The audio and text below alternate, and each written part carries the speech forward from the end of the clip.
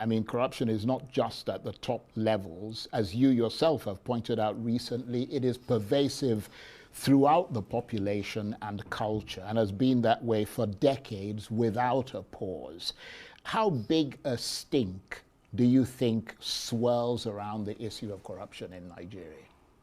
Charles, this issue of corruption, as you know, you are a Nigerian too, and almost all of us, or everybody, even those that are involved, are becoming worried.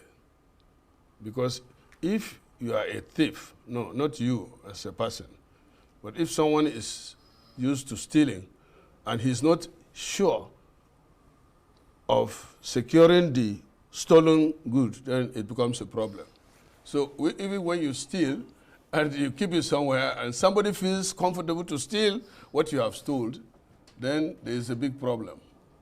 If we don't address the issue of corruption, as there is this saying that if you don't kill corruption, then corruption will kill you. I think the issue you raised, which was what piqued my interest, is that you were asking why Nigerians glorify and celebrate, glorify corruption and celebrate those who succeed in it.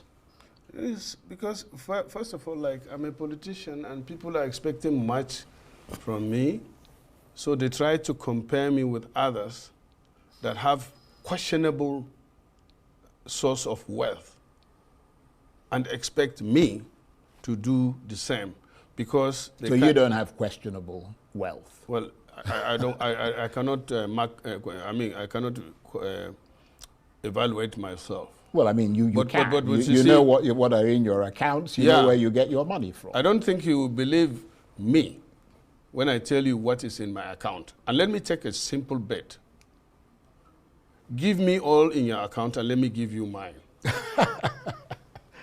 I like that. I might actually agree to that. No, agree to it now, and we have witnesses here.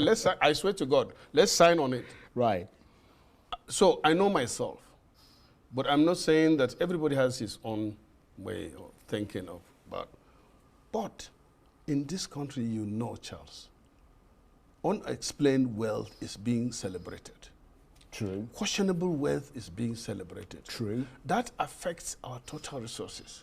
In Nigeria, people that steal publicly, you know that this somebody who is, let me give an example of us in the National Assembly, or some of us, they come here, they don't even have a good car to ride, they don't have a house, but within the short period, we know our income is known, even with the ones that you guys are shouting that is too much. Like in senators, everybody knows that the cost of running the senator's office is about 20 million, but his salary, or my salary, as at last month when I saw, was 750,000 naira.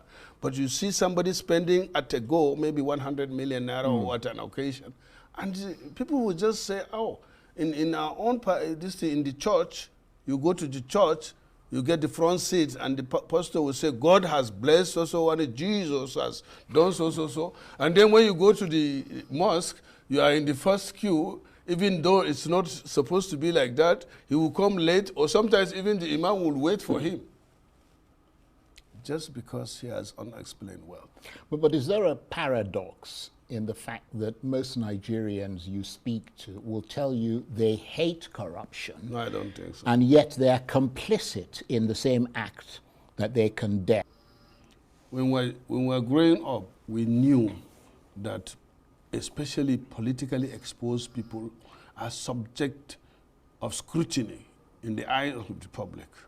The famous Sardauna Ahmadu Bello was jailed on suspicion as related to revenue of the government, and so many others. I know of my people who went to prison because they cannot account for the common jangali, what you call it, local taxes. But today, you see, most of us, the politically exposed people, have virtually corruption has been legitimized, and people don't even think about it. They sleep with their two eyes closed or even celebrate it. Even when some of them, when they go out, they are declared as criminals and jailed, and when they come back home, they are celebrated. And But why doesn't that kind of thing ever raise the hackles of the people in the National Assembly who represent the Nigerian people? I mean, corruption is something that is plaguing this country on virtually every level. It's in the schools, it's in the markets, it's in the hospitals, it's in the ministries, it's everywhere.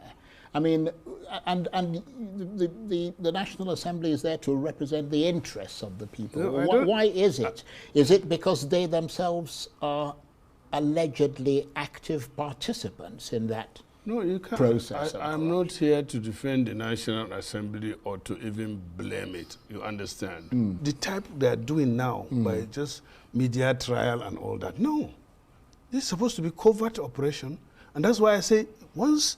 Like in Britain, they have what they call UWO, Unexplained Wealth Order.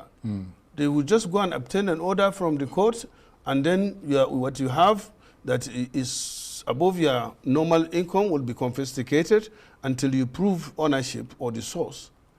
That's been done there. Yes, I think that's a good point. Yeah, in the US, what they do is they confiscate first. And then if you think that it belongs to you, then you go and prove it. But in Nigeria, it's not the case because our law has a lacuna, and that is the biggest problem. In other criminal offenses, you are presumed guilty until proved, until there is a proof beyond reasonable doubt. You understand? But reverse is supposed to be the case. Nigeria is a very corrupt nation because of the kind of leaders that we have. The kind of nation a country will be is largely dependent on and determined by the kind of leaders that they have. And the nation will end up being corrupt, no matter how good the people are. And that's what has happened to a nation when you have leaders that are corrupt. So in essence, a nation is shaped by the character of its leader that trickles down to the people. If you look at every institution in Nigeria, the police, the Air Force, the soldiers, the customs, look at our healthcare industry, look at our judiciary, look at our education, look at our law enforcement, which the president is the number one law enforcer in the country. Look at our legislators. Look at the legislative arm of Nigeria. All these institutions I have mentioned, all of them I've just listed. Tell me if none is corrupt. Tell me if our executive is not corrupt. Our law enforcers are not corrupt. Tell me if our educational system is not corrupt. Tell me if our judiciary is not very corrupt, because we know that our judiciaries are the enablers of our politicians. Our system is so visibly corrupt that it has unashamedly become so acceptable, whether explicitly or implicitly, we've accepted that corruption to be part of the norms of our country. It's the way we are right now. Corruption follows the president of Nigeria, Bola Tinubu, everywhere. How is it that he's not demarketing Nigeria? How is it that every time people talk about somebody like Peter Obi, they say because he's constantly criticizing the president of the day or the government of the day, he's demarketing Nigeria, but corruption follows the president everywhere. For example, take the FCT minister, Nyesom Wike, right? There are corruption allegations about how he bought houses, his family bought houses, worth millions in America, with what Ali Ndume just described as unexplained wealth. So how is that man, the FCT minister, how is he able to fight corruption? How will he be able to fight corruption within the FCT? Let's don't go to when he was governor of Rivers State. Take the number one lawmaker of the country. Take the legislators. Take Akpabio, for example. Corruption case is still pending and is meant to be the one to make laws for Nigeria. How is he going to make laws? He has a corruption case pending with EFCC. They're waiting for him to finish his time as a lawmaker because immunity covers him, right? Number three person in the country, the lawmaker, and he has corruption cases. Tell me how this man is going to make the system work. I'm talking about Akpabio. How is he going to make the system work to make sure that Nigeria works? How? This is the kind of corruption that we're talking about. The police have to collect bribes to feed their children because they are not well funded. They're not well paid. And they have to put their lives on the ground. If anything happens to them, Nigeria moves on, their families will suffer. This is what happens with our Nigerian police. Look at our teachers, look at our education sector. Very well underfunded. They're still using curriculums that are past their time. You tell me why our lecturers in the universities would not sell handouts. Tell me why our teachers would not sell extra books. Because they need to feed their families. Tell me why they will not take bribes and teach children or students exam papers. So I can go on and on and on. This is why Ali Ndume said it. If we don't kill corruption, corruption will kill Nigeria. And Nigerians have all become victims of this corruption, whether we know it or not. It's our system. We have become victims. Nigeria, even the people who are corrupt are even also afraid. Can you put a bet today that Bola Tinubu can walk down the street of Nigeria without being afraid for his life or his children or even Akpabio or our police officers? And they kidnapping generals, former military generals or police officers. One of the commissioners of Lagos State before, one of the senior police officers of Lagos State before, was his wife not kidnapped or his family members not kidnapped? What's his name? Odumosu. We're talking about these people because we are going to be, everyone, as long as you're Nigerian, and especially those living in Nigeria, we have all become victims of this corruption. So wherever corruption exists, everyone in that system is a victim of it. So even, like I said, even those who steal are afraid that even the things they've stolen will be stolen from them. Again, I said to you, take Wike, for example. How can his wife explain to Nigerians, considering how much he makes working in Nigeria, how he's able to afford, how they are able to afford houses worth millions? We know the salaries of governors. We know salaries of our judges. How are they able to afford properties worth millions of dollars? And that's the same Wike that is appearing to allocate lands to his children. Can you see corruption or the appearance of corruption there is or thereof? And again, Nigerians glorify corruption.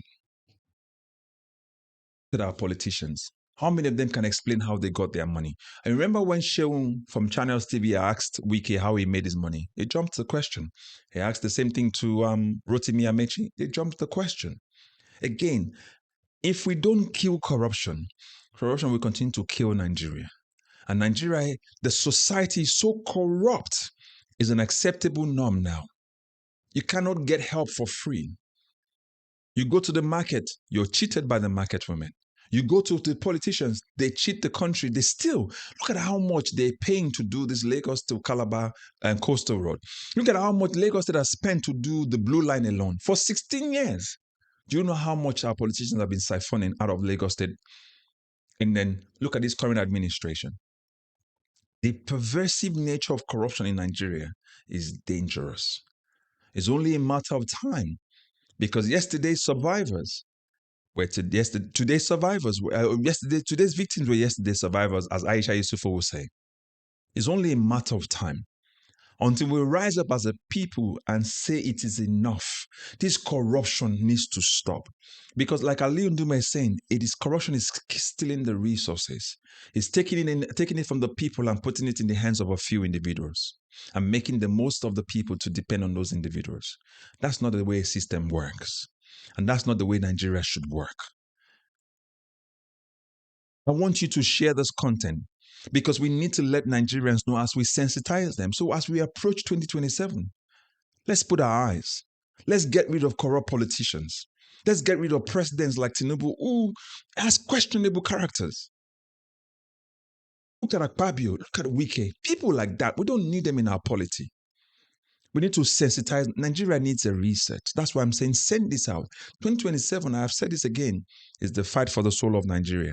Don't take it lightly. Don't take bribes from these people and sell your vote. If not, you'll continue to suffer. So share this content, like it, recommend this content, and subscribe if you've not done so. Remember to hit the notification icon because we must change Nigeria together, whether we are home or in the diaspora. As always, God bless you. I will catch you in the next video. Bye-bye for now.